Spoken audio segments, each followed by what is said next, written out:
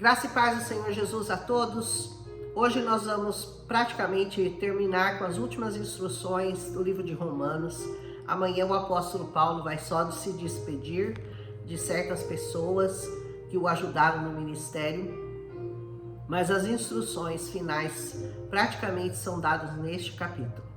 Vocês se lembram que ontem, em Romanos 14, ele falou aos fracos na fé, mas hoje ele vai falar com os fortes.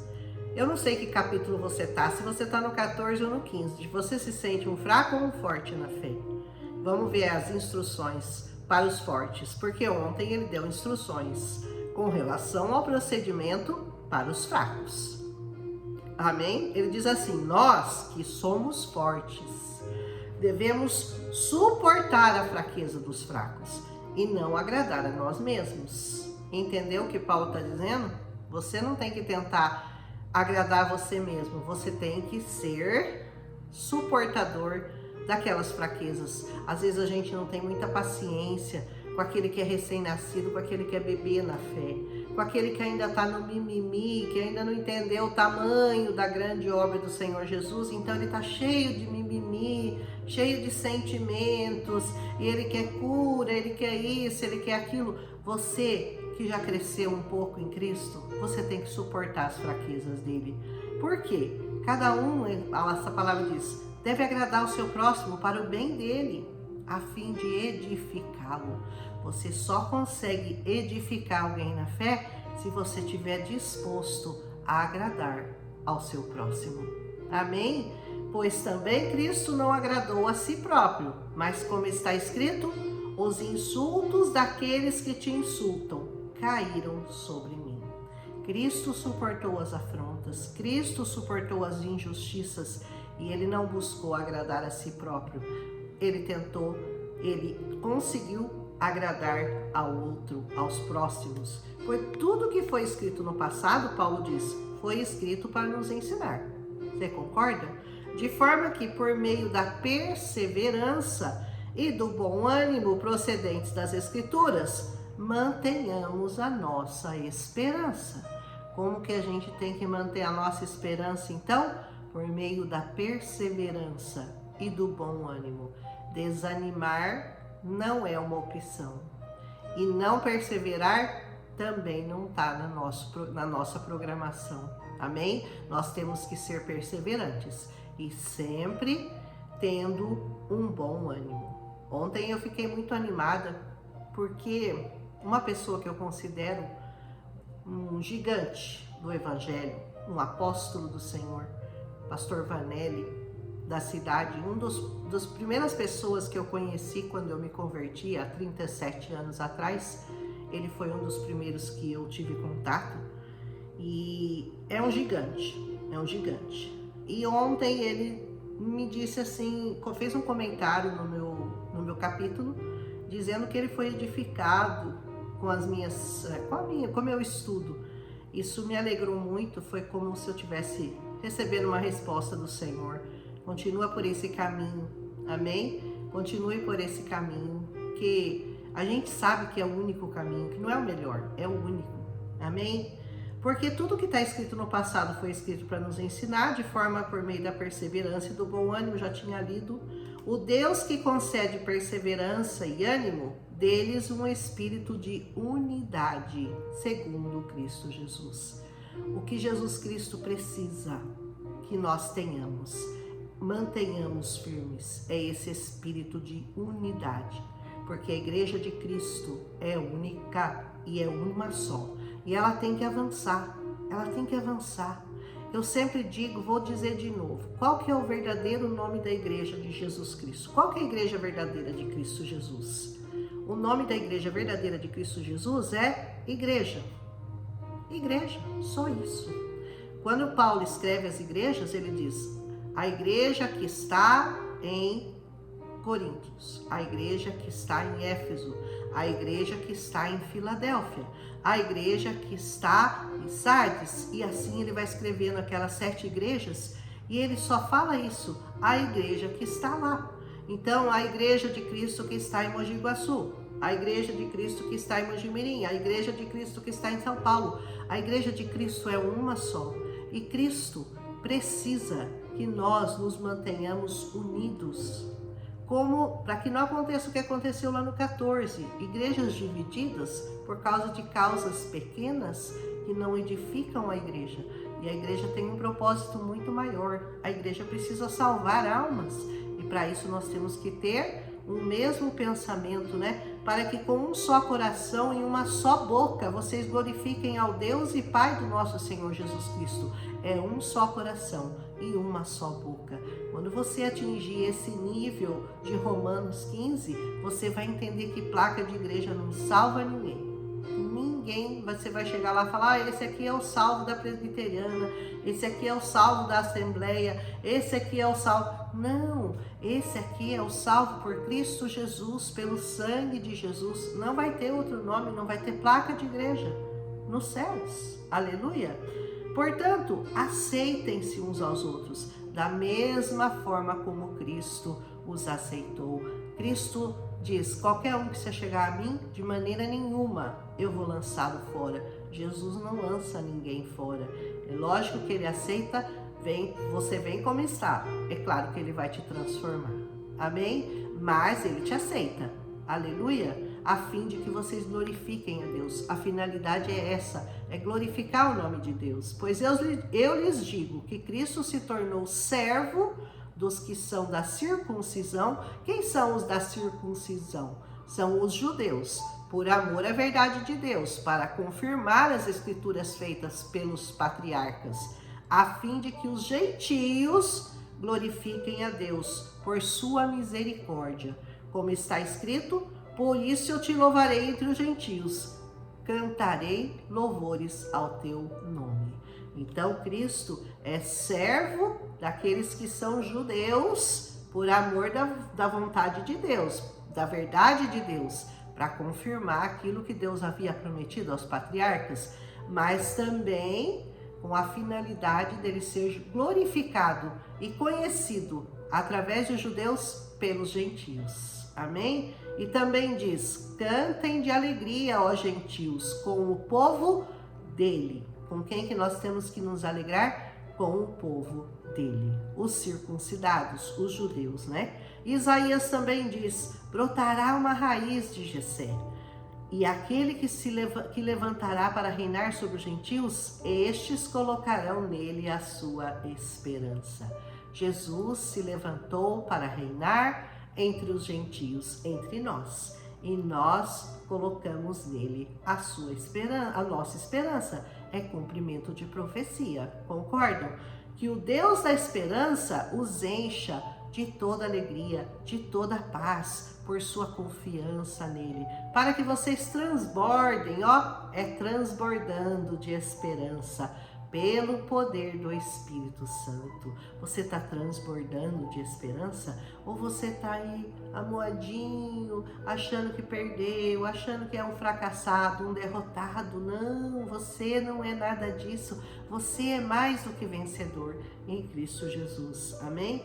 Meus irmãos, eu mesmo estou convencido de que vocês estão cheios de bondade. Olha com o convencimento de Paulo, eu estou convencido que se vocês têm o Espírito Santo, vocês estão cheios de bondade e vocês estão plenamente instruídos, sendo capazes de aconselhar-se uns com os outros.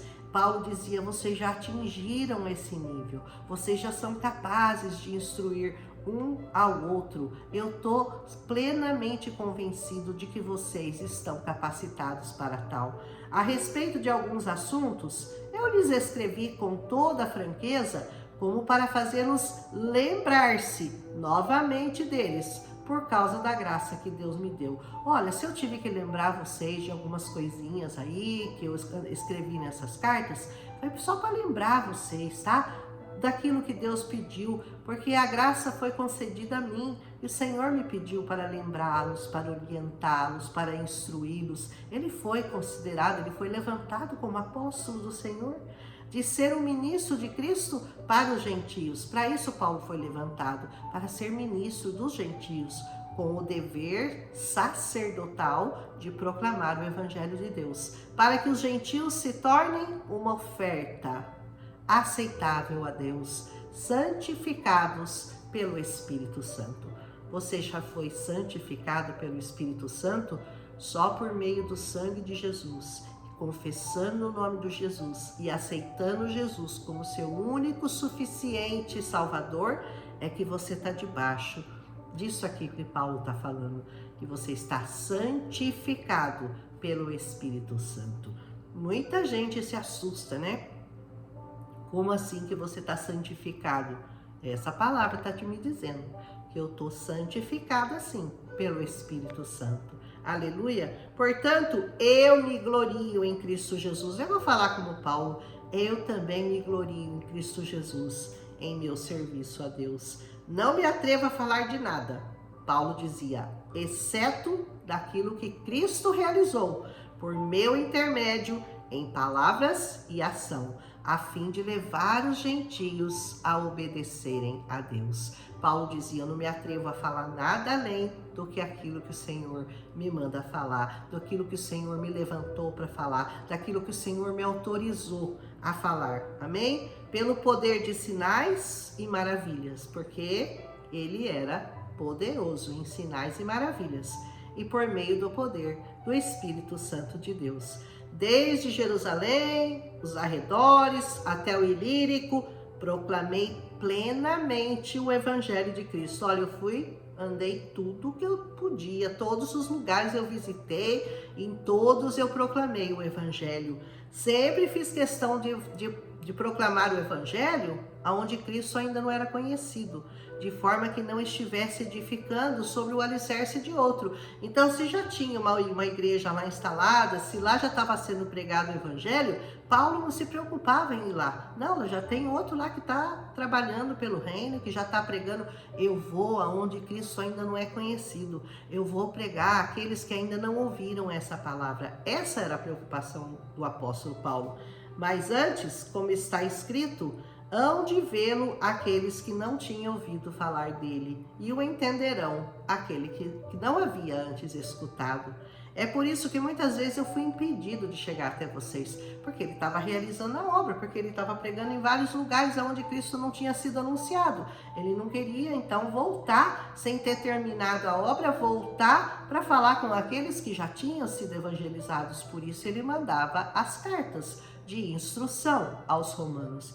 Mas agora, não havendo nessas regiões nenhum lugar em que eu preciso trabalhar, olha como Paulo trabalhou para o Evangelho. Ele já tinha trabalhado em todos os lugares. E visto que há muitos anos eu anseio vê-los, planejo fazê-lo quando eu for à Espanha. Espero visitá-los de passagem e dar-lhes a oportunidade de me ajudar em minha viagem para lá, depois de ter desfrutado um pouco da companhia de vocês. Olha, eu vou dar a honra de vocês poderem me ajudar a continuar a minha viagem, viu? Vocês vão ter o privilégio de poder ofertar para mim, para minha viagem. É um privilégio poder ofertar na casa do Senhor. Você sabia disso? Não é uma obrigação, não, é um privilégio.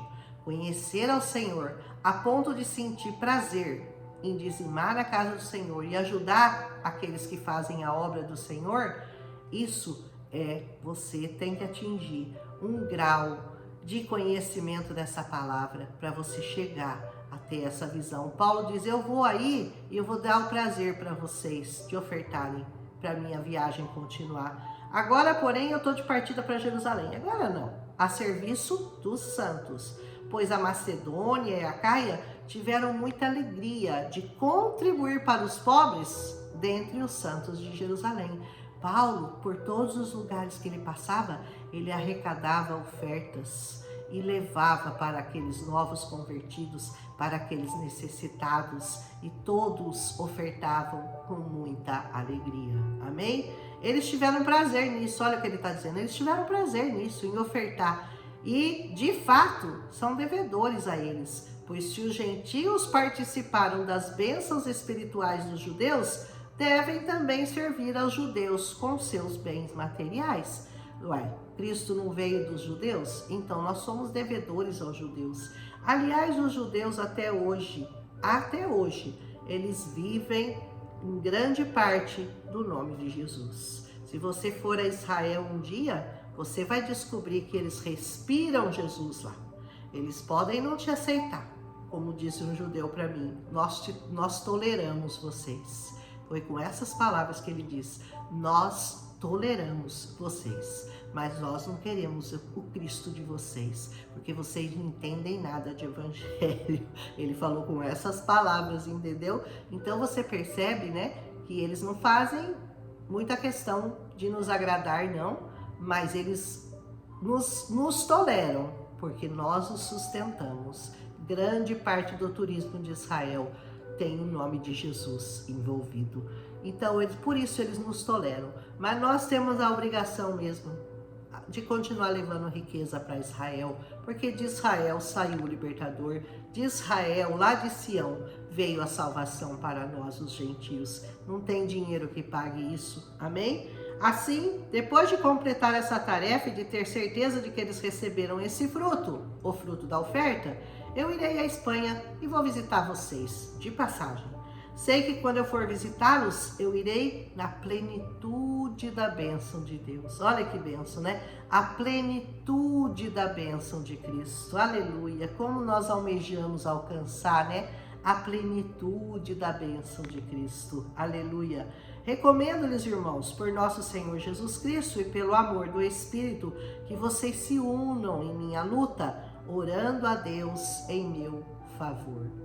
Você tem que estar sempre orando por aqueles que instruem você na palavra, por aqueles que pastoreiam vocês. Estejam sempre em oração por aqueles que estão cuidando de ovelhas. Amém? Porque eles são muito bombardeados, viu? Não pensa que eles têm muita folga, não, porque o diabo não tá para brincadeira com eles, não, né? O primeiro que eles querem pegar na igreja é o cabeça, né? Porque se pega o pastor, o resto da igreja fica balançado. Então, vamos orar com os nossos pastores.